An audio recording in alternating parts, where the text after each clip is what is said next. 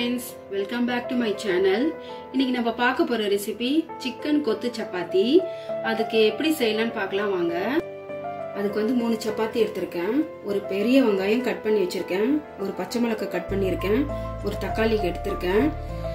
1/2 spoon chilli powder, 1/2 spoon மிளகு powder, 1/2 spoon சீரகத்தூள், 1/4 spoon garam masala, 1/4 spoon மஞ்சள் தூள், 1 ஸ்பூன் சோம்பு தூள், 1 ஸ்பூன் இஞ்சி பூண்டு விழுது, தேவைக்கேற்ப கொத்தமல்லி தழை, 3 முட்டை. நான் இதுக்கு வந்து கறி வந்து குழம்பு செஞ்சு எடுத்து வச்சிருக்கிறேன். வாங்க பார்க்கலாம் எப்படி செய்யலாம்னு. இப்போ சப்பாத்தி எப்படி கட் பண்றதுன்னு காட்டுறேன். இந்த 3 சப்பாத்தியை இப்படி அடிக்கிக்கோங்க. இது 2 கட் பண்ணிட்டு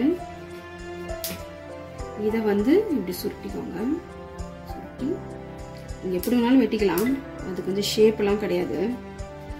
பொடியா வேணா பொடியா கட் பண்ணிக்கலாம். எப்படி வேணும் அது உங்க வசதி.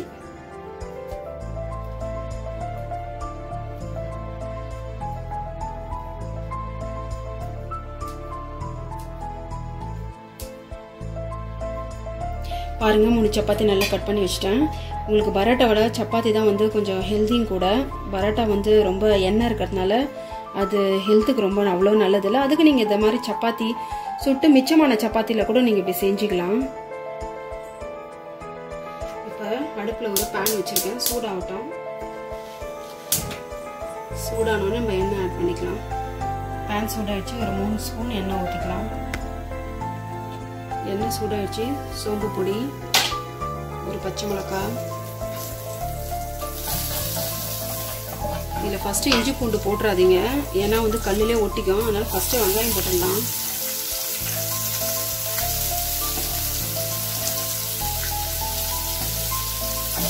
வெங்காயம் கொஞ்சம் வதங்கினதுக்கப்புறம் இஞ்சி பூண்டு ஆட் பண்ணிக்கலாம்.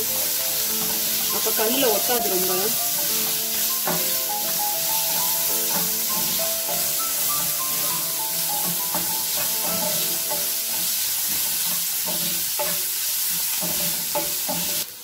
வெங்காயம் கொஞ்சம் வதங்கிடுச்சு. இப்போ இஞ்சி பூண்டு போட்டுக்கலாம். என்ன சொல்லுவேன், இஞ்சி பூண்டு நல்லா வதங்கிடுச்சு கொஞ்சம். இப்போ தக்காளி போட்டுக்கலாம்.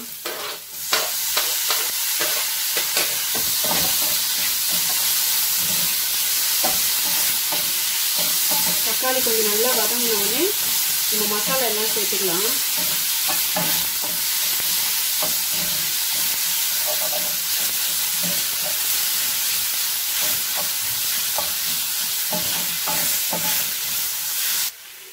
மசாலாவெல்லாம் ஆட் பண்ணிக்கலாம். பெப்பர் பவுடர் லாஸ்ட்டாக ஆட் பண்ணிக்கலாம்.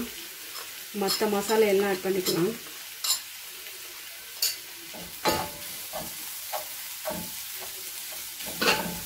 ஒரு 2 நிமிஷம் வதக்கினா போதும்.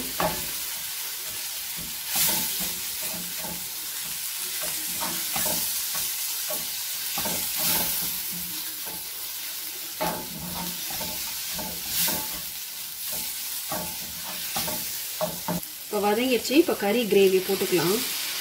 இப்போ சப்போஸ் நீங்கள் கறி இல்லைனாலும் பிரச்சனை இல்லை. இந்த கறி ஊற்றாமல் கொஞ்சம் வெங்காய தக்காளி அதிகமாக போட்டு முட்டையை மட்டும் வச்சு செய்யலாம்.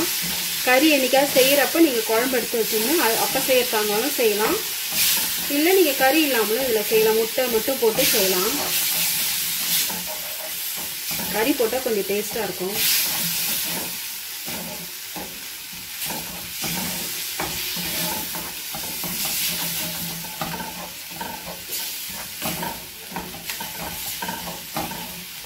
இப்படி சுற்றி இது பண்ணிவிட்டு நடுவில் இப்போ கொஞ்சோண்டு எண்ணெய் விட்டு நம்ம முட்டையை ஊற்றிக்கலாம்.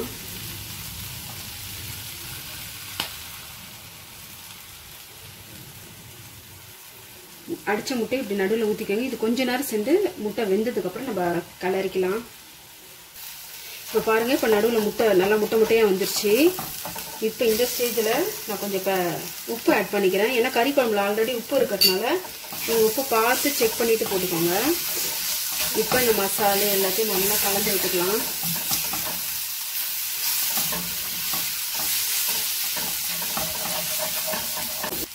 இப்போ சப்பாத்தி ஆட் பண்ணிக்கலாம்.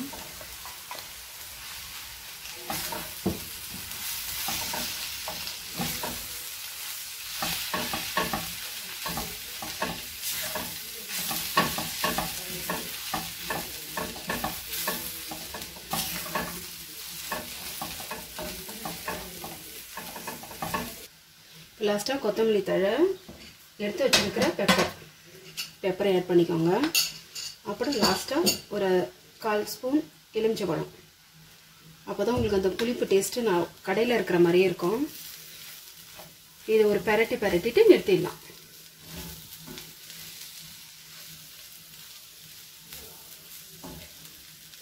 அவ்வளோதான். இதை நம்ம பவுலுக்கு மாற்றிக்கலாம்.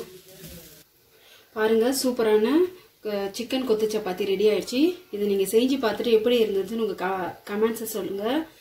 இந்த சேனல் உங்களுக்கு பிடிச்சிருந்துன்னா மறக்காமல் லைக் பண்ணுங்கள், ஷேர் பண்ணுங்கள், சப்ஸ்கிரைப் பண்ணுங்கள். ஓகே ஃப்ரெண்ட்ஸ், நான் உங்களை நெக்ஸ்ட் வீடியோவில் சந்திக்கிறேன். பாய்.